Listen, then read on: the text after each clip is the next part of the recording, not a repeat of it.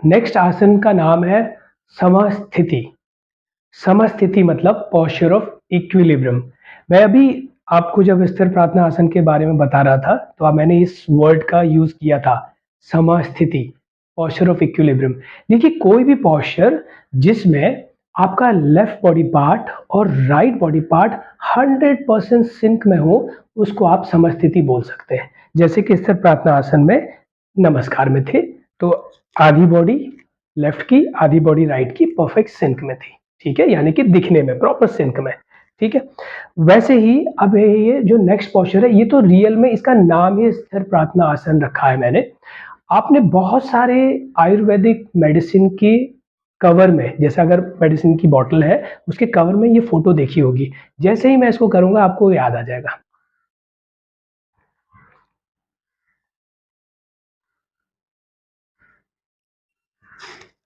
ये है आपका स्थिर प्रार्थना, सॉरी, ये है आपका समस्थिति।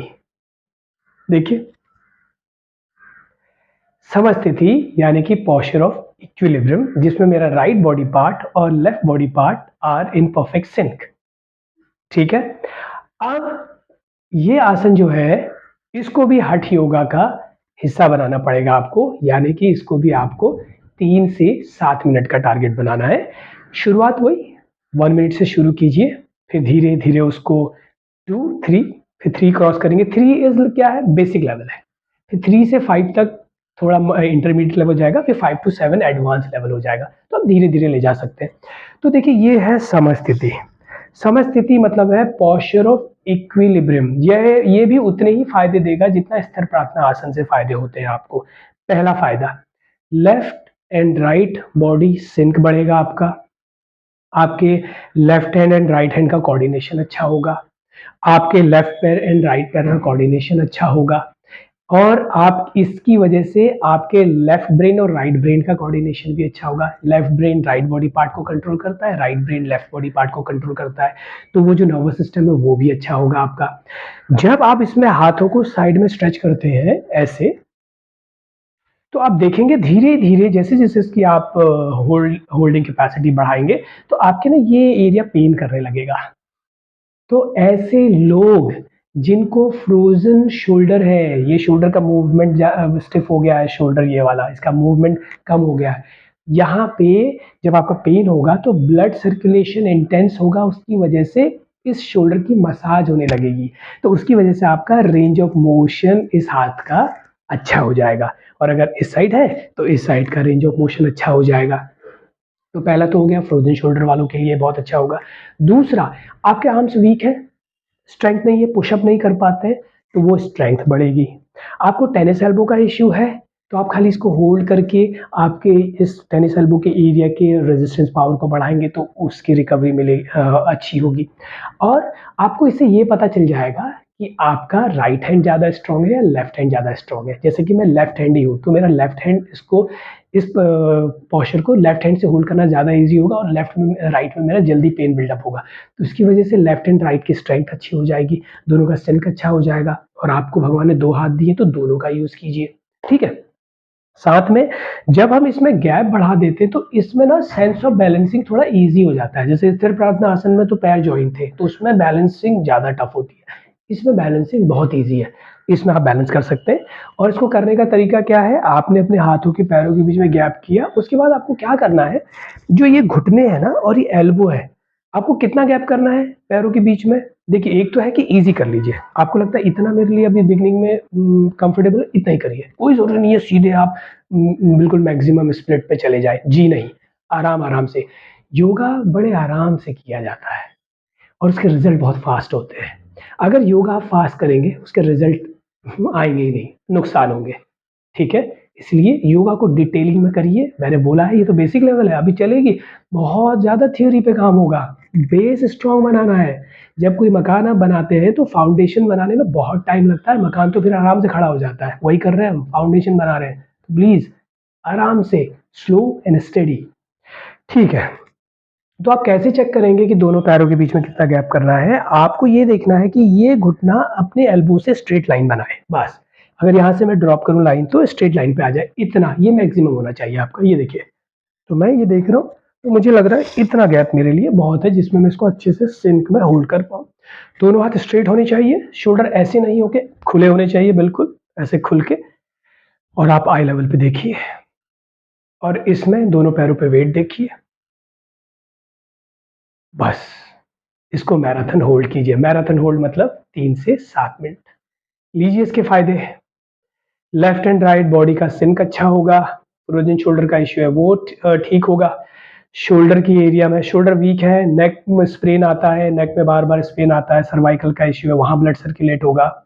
आर्म्स की स्ट्रेंथ बढ़ेगी, टेनिस एल्बो का इश्यू है वो ठीक होंगे, एल्बो की स्ट्रेंथ अच्छी होगी और आपके दोनों पैरों के बीच का सिंक अच्छा होगा। सेम जो स्थिर प्रार्थना आसन से फ़ायदे हैं, सेम फ़ायदे इसमें होंगे। इसमें बस थोड़ा शोल्डर का एरिया, टेनिस एल्बो का एरिया, आर्म्स का एरिया, इनको थोड़ा एक्स्ट्रा फ़ायदा हो जाएगा। क्लोज़ करनी है आइज़, तो आइज़ क्लोज़ कर सकते हैं। ओपन में होल्ड करना है, ओपन में होल्ड कर सकते हैं। तो ये है आपका सेकंड आसन जिसका नाम है समस्थिति, पोस्चर ऑफ इक्विलिब्रियम। अब यहीं से हम तीसरे आसन पे जाते हैं जिसको मैं बोलता हूँ माउंटेन पोज, पर्वतासन। तो आपको क्या करना है, जब आपने समस्थिति सीख लिया तो धीरे से हाथों को ऐसे टर्न करना है। ये समस्थिति में गए, हाथों को ऐसे टर्न किया। जैसे आप टर्न करेंगे आप देखेंगे यहाँ पे आपके कुछ मसल्स इंगेज हो जाएंगे। ये माइन्यूट सी जो मसल्स हैं उनकी इंगेजमेंट भी आएगी। तो अगर हाथों के आसपास कहीं पे क्रैम्प क्या चाहते हैं, पेन होता है वो भी जाएगा। और ये टेनिस एल्बो को ये मूवमेंट फिजियो योगा में उन लोगों को कराया जाता है जिन लोगों को टेनिस एल्बो का इश्यू होता है। ये मूवमेंट देखिए, wrist down, sorry palms down, palm up, palm down, palm up. इससे आपका टेनिस एल्बो का इश्यू ठीक होगा। अगर आप टेबल टेनिस खेलते हैं, आप बैडमिंटन खेलते हैं और आप लॉन टेनिस खेलते हैं, आप एथलीट हैं, तो आपके एल्बो टेनिस एल्बो में पेन है तो प्लीज़ आप इसको रेगुलर प्रैक्टिस कर सकते हैं। Palms up, palms down. Frozen shoulder का इश्यू वो भी कर सकते हैं। Palms up, palms down. बहुत से लोगों को अपर आर्म में पेन आता है, इस एरिया में करंट जैसा आता है, वो लोग कर सकते हैं। पाम्स अप, पाम्स डाउन, ठीक है। तो ये समस्थिति से हम पर्वत आसन पे जाएंगे। देखिए ये है, हथेलियों को ऊपर टर्न किया और फिर ज्वाइन कर लीजिए दोनों हाथों को। ये हो गया आपका पर्वत आसन। सेम एक सिमिलरिटी क्या है स्थिर प्रार्थना आसन में और समस्थिति में एंड पर्वत आसन में, आपने ध्यान दिया, right and left body parts are in perfect sync. जैसा लेफ्ट दिखेगा वैसा ही राइट दिखेगा। ये देखिए, अब जब आप पर्वत आसन में आएंगे तो कुछ और फायदे ऐड हो जाएंगे। देखिए स्थिर प्रार्थना आसन से पर्वत आसन में आते आते कितने फायदे और हो जाएंगे। देखिए जब भी हम हाथ ओवर द हेड करते हैं तो हमारी जो इंटरकॉस्टल मसल है ना, ये रिब केज का एरिया है, ये खुल जाता है। ये देखिए, ये नीचे है तो ये दबा हुआ है, अभी देखिए खुल जाएगा, खुल जाएगा। तो ऐसे में जब आप ब्रीदिंग करेंगे ना तो लंग्स बहुत अच्छे से भरेंगे और ब्लड उनको पंप करने में हार्ट को एक्स्ट्रा सपोर्ट मिलेगा। तो यानी कि अगर आपको लो ब्लड प्रेशर है और आपको ब्रेथलेसनेस होती है, आपके बॉडी में ऑक्सीजन का लेवल कम है, हाइपोवेंटिलेशन का इश्यू है, तो आप ऐसे करके पर्वतासन पे 3 से 7 मिनट खड़े होंगे तो आपको बहुत ज़्यादा फ़ायदा होगा इससे, बहुत ज़्यादा फ़ायदा होगा। आपकी बॉडी में ऑक्सीजन लेवल बढ़ेगा, हाँ, अब लंग्स की एक्सरसाइज हो जाएगी, लंग्स अच्छे से एक्सपेंड होंगे, हार्ट को ब्लड पंप करने में, ऑक्सीजनेटेड ब्लड पंप करने में ज़्यादा मदद मिलेगी। इसके साथ जब हम यहाँ से यहाँ शोल्डर लाते हैं तो शोल्डर का रेंज ऑफ मोशन और ज़्यादा चैलेंज कर रहे हैं, तो फ्रोजन शोल्डर वालों को और ज़्यादा फ़ायदा होगा पर्वत आसन में जाके।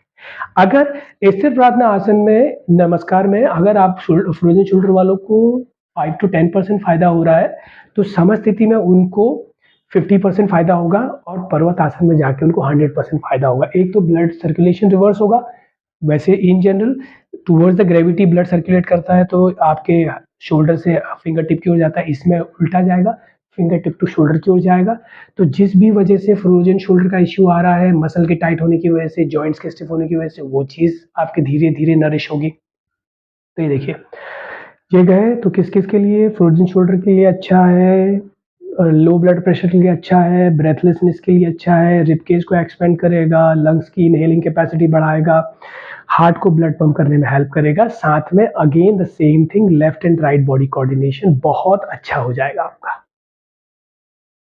एंड देन इसको भी 3 to 7 मिनट्स होल्ड करेंगे एंड धीरे-धीरे वापस आ जाएँगे।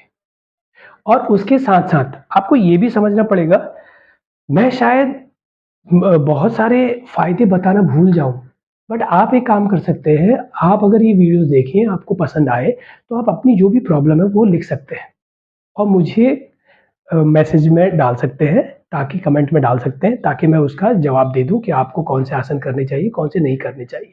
ठीक है? तो अभी तो मैं ये इन जनरल, अगर आपकी बॉडी में कोई ज़्यादा प्रॉब्लम नहीं है। बट अगेन मैं यही बोलूँगा, स्टैंडिंग पोज़ीशन में है अभी तीनों आसन, तो आप, डॉक्टर ने अगर खड़े होने को मना किया है, मत करिए, बैठ के कर लीजिए। अभी इसको, हाँ, पर्वतासन को मैं आपको ये बताऊँगा बैठ के कैसे करना है। और अगर आपकी एड़ियों में दर्द है, घुटनों में दर्द है, बैक में पेन है, जॉइंट्स का प्रॉब्लम है, आपके पैर वीक हैं, क्रैम्प आ जाते हैं, तो आपने अगर डॉक्टर से कंसल्ट किया है, तो डॉक्टर जो बोलते हैं वो करिए। डॉक्टर बहुत इम्पोर्टेंट रोल प्ले करते हैं एक अच्छा योगा प्रैक्टिस करने में। मैं डॉक्टर्स की बहुत रिस्पेक्ट करता हूँ और डॉक्टर्स को बहुत अटेंशन देता हूँ। क्यों? क्योंकि मैं डॉक्टर्स की फैमिली से आता हूँ, इसीलिए। ठीक है? तो ये तो था आपका थर्ड आसन, जिसका नाम था पर्वतासन।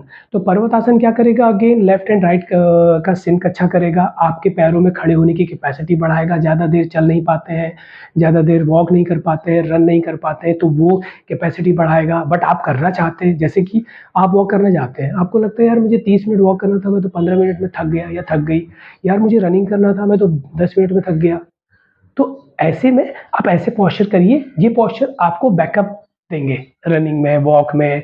आप, आपका ग्राउंड वर्क बहुत ज़्यादा है, फील्ड वर्क बहुत ज़्यादा है, through out the day physical activity ज़्यादा है, तो वो करिए, वो चीज़ पे आपको सपोर्ट करेगा। फिर आपको बोला मैंने, लो ब्लड प्रेशर में अच्छा है, ब्रेथलेसनेस में अच्छा है, फ्रोज़न शोल्डर में अच्छा है, हाथों की जो मूवेबिलिटी है उसकी रेंज ऑफ मोशन को इम्प्रूव करने में हेल्प करेगा और बॉडी की फ्लेक्सिबिलिटी को बढ़ाने में हेल्प करेगा, साथ में स्टेबिलिटी लाएगा, स्ट्रेंथ बढ़ाएगा।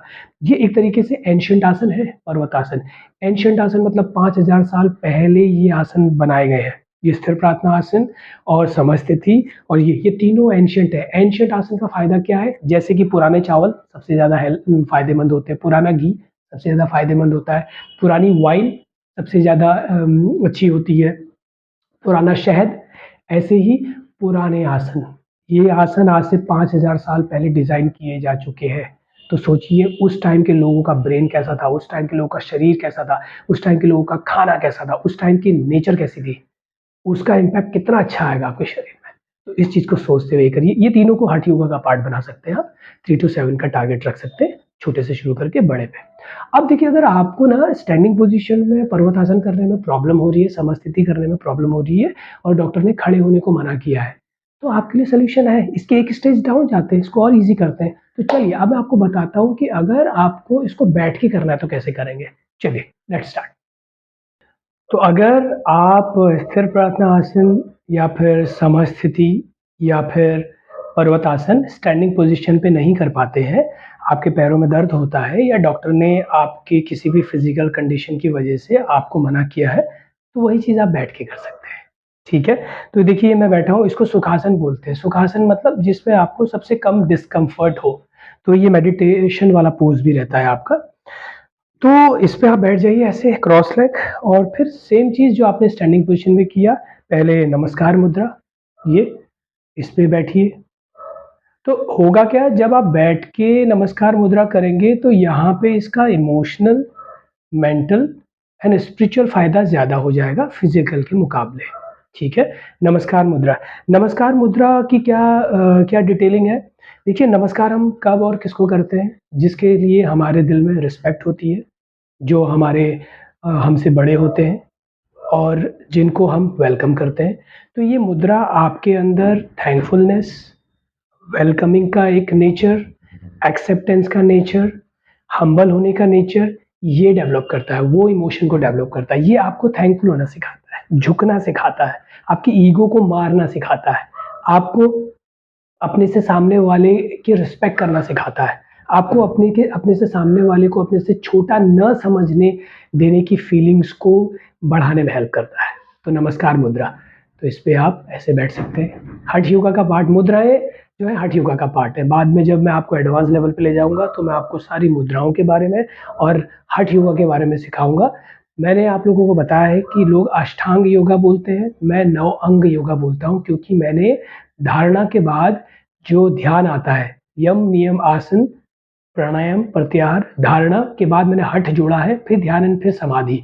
वो क्यों जोड़ा है वो बाद में मैं जब हम आगे कभी एडवांस लेवल पे जाएँगे तो तब बताऊँगा, अभी नहीं, ठीक है? चलिए, तो आइए ये हस्तर प्रार्थना आसन, इस पे बैठे रहिए, थैंकफुल होइए जो जो भी अच्छा आपके पास है और अगर आपके अंदर थोड़ा भी नेगेटिव एनर्जी है वो अपने आप जैसे-जैसे आप इस मुद्रा को होल्ड करेंगे इसके मैजिकल इफ़ेक्ट्स आपकी बॉडी से बुरी चीज़ों को निकालने में मदद करेंगे। फिर आप नेक्स्ट मुद्रा पे चले जाइए यहीं से, समस्थिति। तो इसमें आपके पैरों को फ़ायदा नहीं हो रहा है बट बैक को फ़ायदा हो रहा है, आपके शोल्डर को फ़ायदा हो रहा है, आर्म्स को फ़ायदा हो रहा है, ठीक है? फिर उसके बाद हाथ ऊपर किए, पर्वतासन, ये इस पे बैठिए। अब इससे आपके लंग्स को फ़ायदा हो रहा है, हार्ट को फ़ायदा हो रहा है, रेस्पिरेटरी सिस्टम, ब्लड सर्कुलेशन अच्छा हो रहा है, शोल्डर को फ़ायदा हो रहा है, हाथ और स्पाइन एक अलाइनमेंट में आ रहे हैं तो बॉडी का टेक्सचर ठीक हो रहा है। तो अब बैठ के इन तीनों को करिए, तो कोई प्रॉब्लम नहीं है। सॉल्यूशन निकालना आना चाहिए, सॉल्यूशन आप ही निकालेंगे अपनी बॉडी के लिए। शरीर आपका है, मैं आपको यहाँ से इन्फॉर्मेशन दे रहा हूँ। इसको नॉलेज में कैसे बदलेंगे? प्रैक्टिस से और प्रैक्टिस आपको खुद गाइड करेगी कि कैसे आपको एक आसन से दूसरे आसन पे जाना है। कोई आसन मुश्किल हो रहा है तो उसको कैसे ईज़ी करना है। बट इसमें काम आएगा पेशेंस, रश मत करिए, आराम से सीखिए। बहुत बड़ा समंदर है योगा। आप पूरी ज़िंदगी भी करेंगे तो कम पड़ जाएगी आपकी, ठीक है?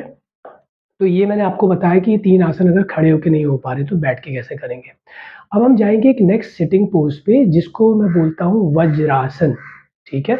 वज्र आसन, वज्र मतलब होता है डायमंड और वज्र मतलब होता है बिल्कुल पत्थर, रॉक, ठीक है?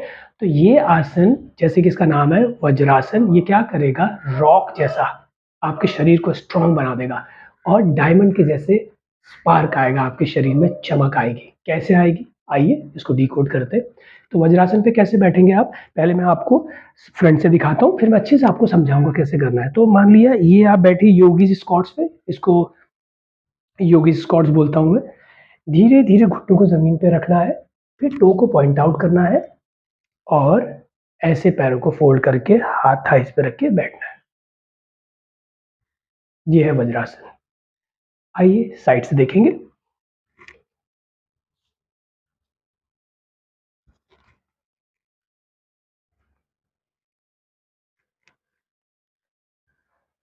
ये है आपका वज्रासन। अब इसको पीछे से भी देख लीजिए।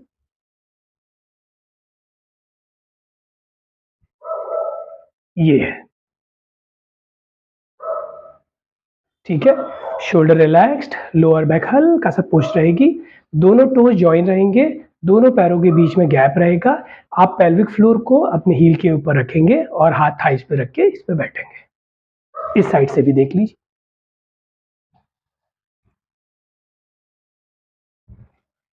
ये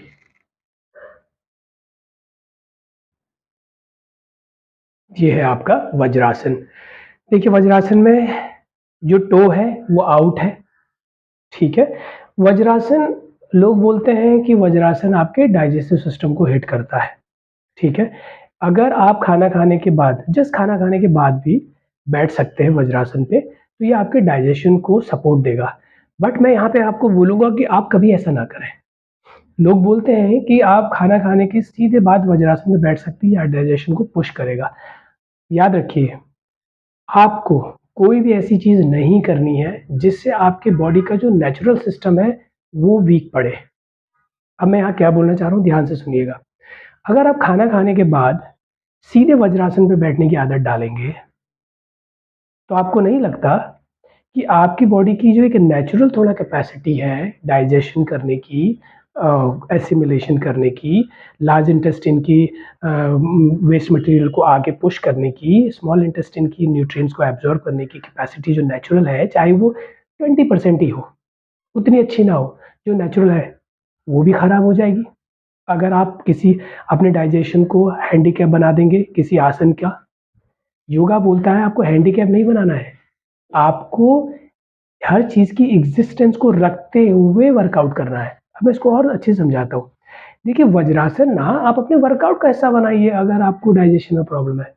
आप रोज़ योगा करते हैं तो रोज़ वज्रासन करिए, उसका एक फिक्स टाइम बनाइए।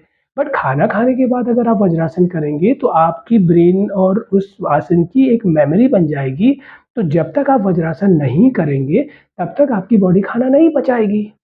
आपको आपने उस आसन को जो आसन शरीर के अच्छे के लिए बना है, उसको आपने गंदा कर दिया। उसने आपको आपने अपने आप को उसका हैंडीकैप बना दिया, यानी कि आप वज्रासन करेंगे ही नहीं तो आपका खाना ही नहीं पचेगा। तो इसलिए खाना खाने के जस्ट बाद अगर आप वज्रासन कर रहे हैं, छोड़ दीजिए, वहाँ मत करिए। खाना खाया है, बॉडी पचा लेगी जितना उसको करना है। उसको रेगुलर वर्कआउट में इंक्लूड करिए।